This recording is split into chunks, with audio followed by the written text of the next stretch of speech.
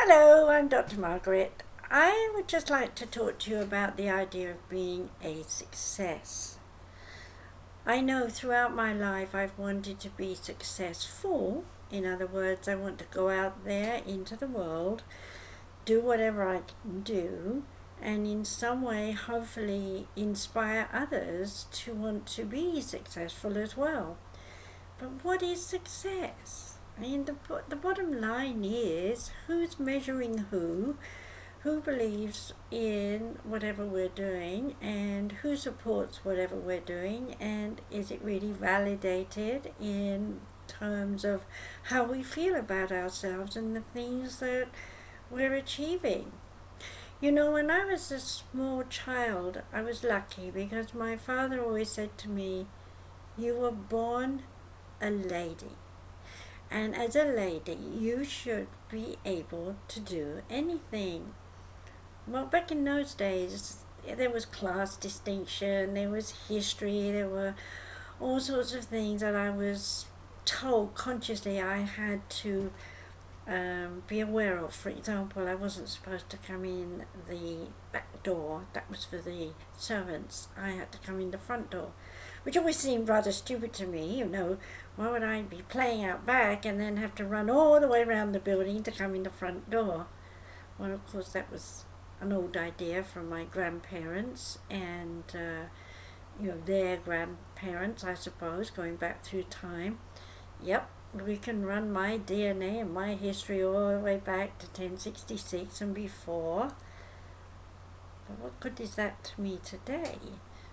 Well, not much really. It's nice to gossip about, but the bottom line is those ideas that I was given as a child did stay with me, and deep within me is that part of me that says, you are a woman, you are a lady, therefore you should be able to do anything a woman wants to do. And in these modern times, there's no differentiation between the male and female. So why can't I do what men do? Or why can't men do what women do? And the bottom line is, we've discovered after many, many years that we're all able to do whatever anybody wants to do. I know because I'm a war baby that many of the women during that time were driving trucks, driving the trains, and I remember my mother telling me, women don't do that. They don't drive trucks. They don't, run the trains. So I can't understand how these women want to do this work. Well, it was easy for her to not have to think about working because she was actually a cripple, so she couldn't have worked if she'd wanted to. But for me, the idea of actually being behind the wheel of a truck seemed an amazing opportunity to try something. And years later, when I was actually married to my husband, I was able, thanks to him, to actually drive a truck. Yep, it was loaded, and not only did I just drive it, but I had to drive it around local tiny streets. Get that thing up on the sidewalk, across the corner, and round on the other sidewalk, and just to get round the corner was such an ordeal. But at the end I could say, I have driven a truck. Now, there may be lots of women watching this who are still saying, oh, I could never drive a truck. But of course, you can. In fact, I was watching a show on television just recently where this lady was actually driving her truck along the most, I don't know how to describe it. It wasn't really a road, it was a tiny little ledge that she was driving this truck along because she had to get it to this village out in the middle of nowhere where she could give them supplies.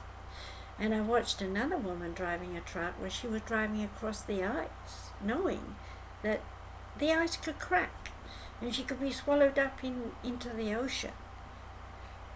Isn't that brave?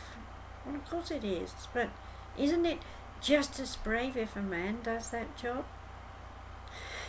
Then what about people who go on stage? I was actually giving a course tonight, and standing in front of people is quite easy for me. I don't think twice about it.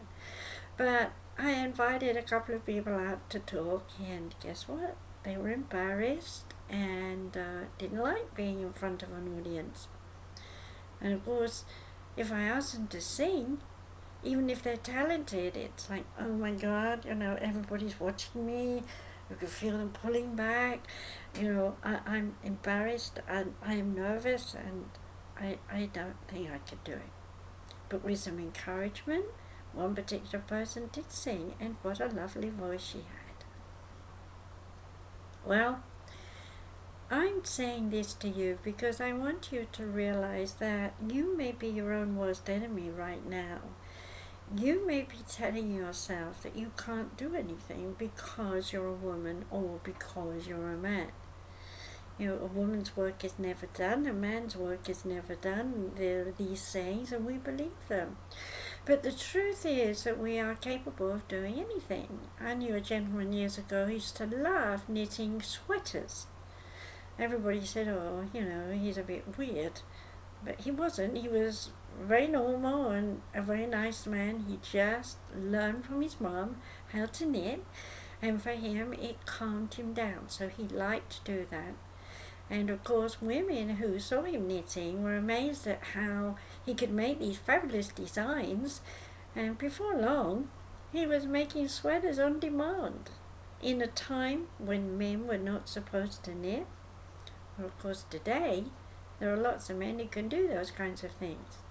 In fact, there are lots of women who not only knit but also make and fashion and design clothes, whereas it used to be that it was men who were supposed to fashion and design clothes.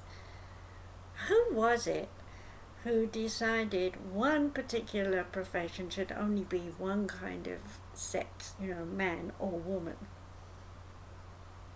Well, if we look back in history, it was the old idea that woman stays at home, has babies, takes care of home, house, and family, while husband slaves away at the mill or at the office or wherever they were.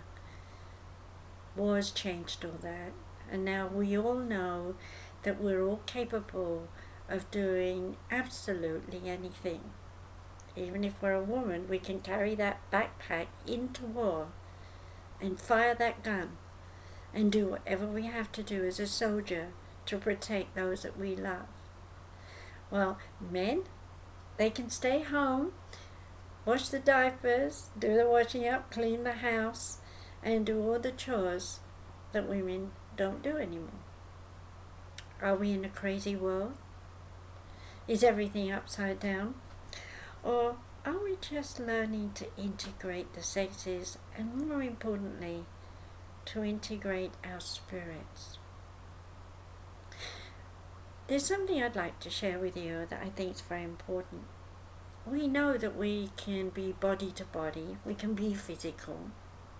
We know that we can be mentally alert, mind to mind, discussing and sharing information. And we know that we can also cry and laugh together, sharing emotion.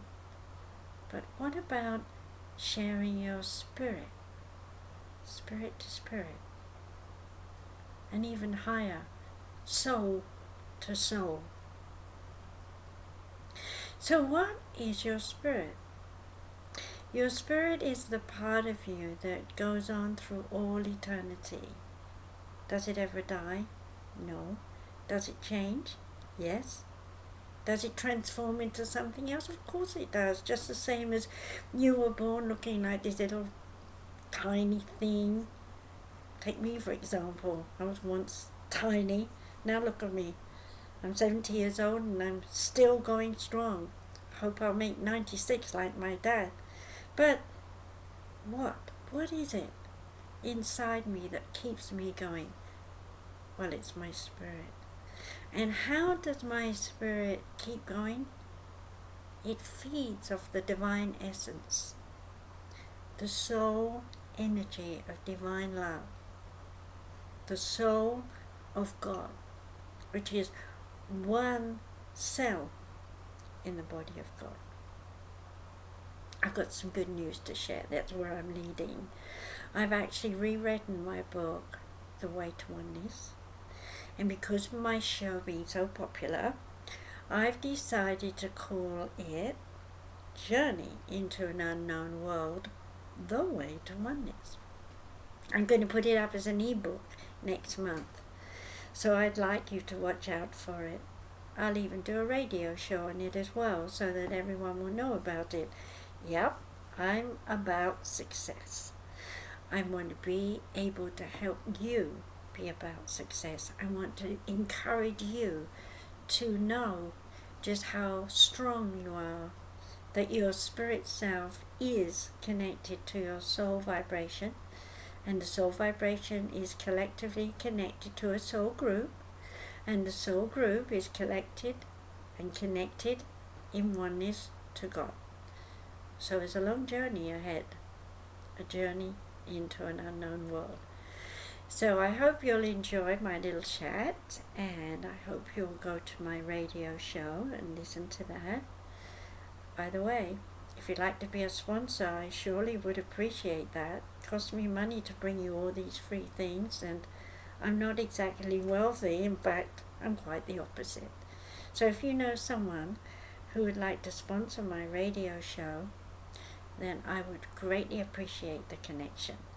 I'm not pleading, I'm not begging. All I'm doing is sharing because, yes, I want to be more successful so I can bring you more successful shows. Be happy and be well and enjoy your life, because you never know how long you're going to be here before you're going to evolve spirit by spirit into a new vibration.